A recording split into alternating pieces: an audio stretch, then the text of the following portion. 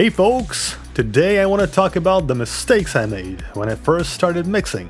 Not the boring classic beginner ones like overcompressing, undercompressing, or bad gain staging.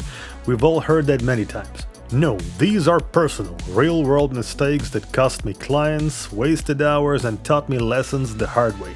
Let's go! Mistake number 1. When I decided to make mixing my career, I thought it was all about the sound. Turns out one of my biggest problems had nothing to do with EQ or compression. It was how I dealt with people. I'd sometimes struggle to connect with clients, and as a result, once the project was done, they'd vanish for good. And here's the truth, in this industry, good mixes alone won't keep clients coming back. The experience of working with you will. That vibe you create is often the deciding factor in whether they call you again. This isn't just about working side by side in a studio. Even if you've never met the musicians in person and you're just mixing their tracks remotely, communication still matters a lot. And to be honest, I still don't have this down perfectly. Some people are just naturals, but for me, it's been a slow, painful learning curve. Here are a few things I picked up along the way. Let's start with this.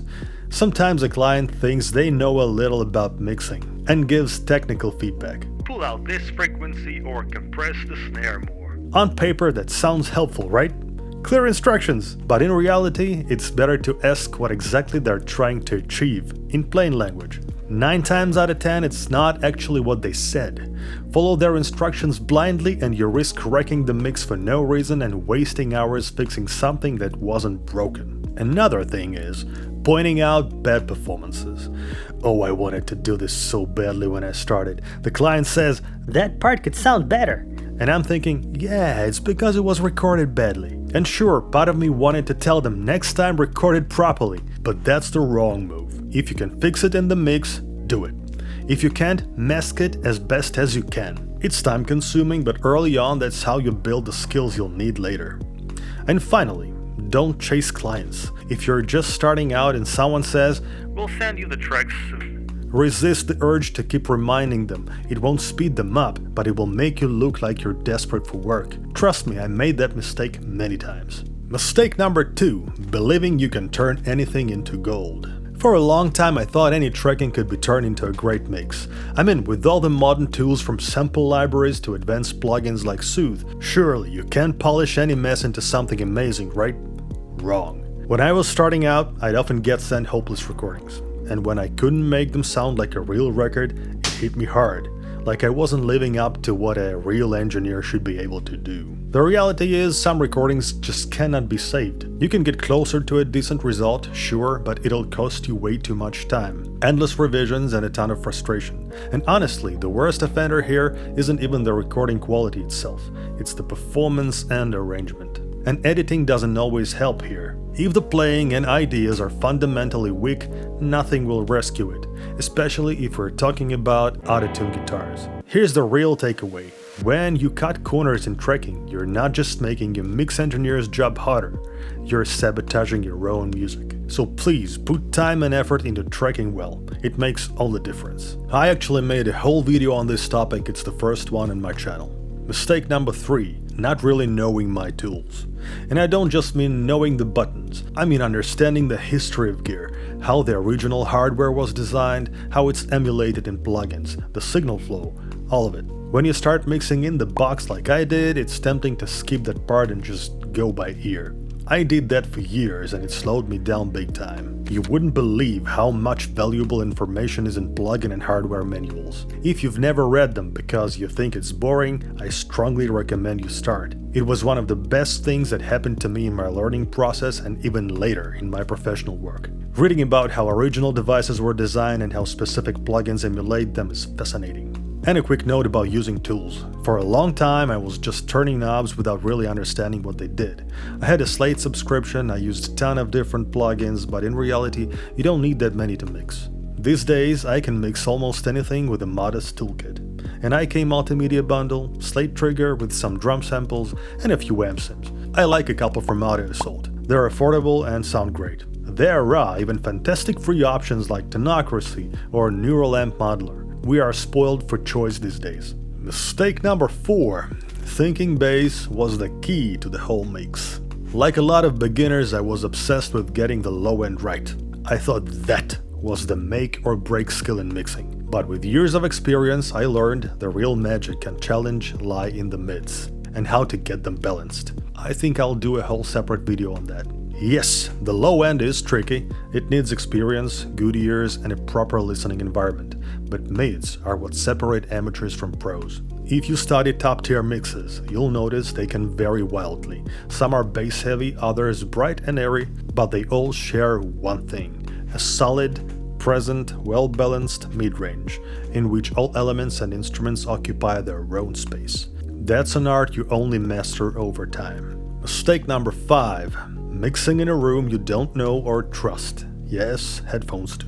Over the years, I've mixed in all kinds of rooms, including some where the only acoustic treatment was a couch. I liked it, my mixes didn't. Sure, near-perfect rooms exist only in very expensive pro studios, but you can get close enough. Until I built my own space and put a lot of time and effort into it, my mixes were never truly consistent. And here's something that goes against popular opinion. Yes, you can mix in headphones. I know an amazing engineer who gets great results with nothing but a pair of Yamaha HPH MT8s that cost about $250. There's a catch though. Physically, mixing in headphones is not the most comfortable thing, and your ears fatigue fast. You have to test different models to find what works for you. The perfect headphones for one person can be a disaster for another. For example, half the mixing world swears by Sennheiser HD 650s. Personally, they ruined a lot of my mixes. Not because of the low end, which people often complain about, but because of their upper mids and slow transient response, which makes it hard to judge how sharp something like a snare attack really is. And that matters. Mistake number 6. Thinking it's a failure to start over. I used to get attached to the processing I did early in a session. Still catch myself doing it sometimes. Here's the problem. Midway through a mix, you realize the whole thing has gone in the wrong direction and needs to be redone. If you don't bite the bullet and restart right then, you'll probably have to do it later anyway, after wasting hours trying to fix something that's fundamentally broken. When I was starting out, I'd resist restarting because it felt like destroying something I'd already built. Plus, there is that ego thing, admitting to yourself that you got it wrong. No way I could have messed that up! But here's the truth. If you're lost, just strip all the plugins off the master bus in the first place and rebuild from scratch. It hurts less than you think, and the results are almost always worth it. Mistake number 7. Not knowing the usual treble frequencies. I'm talking about those specific frequencies that pop up in almost every mix. The ones you don't usually see on the standard EQ charts, like 11 kHz on hi-hats or 80 Hz on kick drums. Over time, you start to notice patterns. Certain frequencies keep jumping out or resonating in the same spots on certain instruments. That leads to 2 main problems. One is masking. It's when one instrument's frequencies hide in others. And the limiter overload, especially in the low end, where certain build-ups can make the whole mix collapse. I remember spending ages wondering why some kick and bass combos were slamming my limiter, even though the individual track levels looked fine. Unfortunately, you can only learn this through experience, unless they actually teach this stuff in audio school. I'm not sure they do. Mistake number 8. Top-down gone wrong. There was a stretch when I wasn't exactly disciplined with what I threw on the master bus. Eventually I realized the less you have there, the better. My chain now is stripped down to the essentials: 1 or 2 light saturators in different spots, a subtle stereo widener, a bus compressor which I bring in late in the process, and 2 limiters in series. The one thing you really need to watch out for is saturation. In my book, it's probably the most dangerous tool you can put on a master bus, apart from reckless midside processing. Saturators may color the sound in very different and often drastic ways. You have to choose them with care, but if you're mixing in the box, they're pretty much a must. Mixing into a limiter, though, is actually a good idea. It instantly reacts to balance issues and frequency buildups, especially down low, so you know early when something's off. I can tell you how many times I finished a mix without a limiter, only to slap one on later and watch everything go sideways. Guitars and the snare drum almost always need some serious rebalancing, and then you start to hear those annoying farty sounds that come from frequency overload.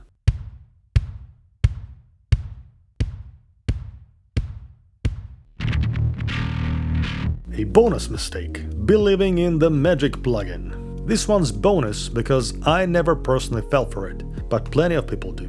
No plugin will magically make your mixes professional. The only two things that will really improve your mixes are boring. It's your listening environment and experience. Training your ears to recognize what right sounds like. Before I understood that, I'd beat myself up, thinking I was deaf and talentless. You'll probably go through that stage too. What helped me was analyzing every mix I made, good or bad, and saving the things that worked into templates, so I could build on them next time. Okay, that's it for today. Like if you found it useful, subscribe if you want to, and see you next time.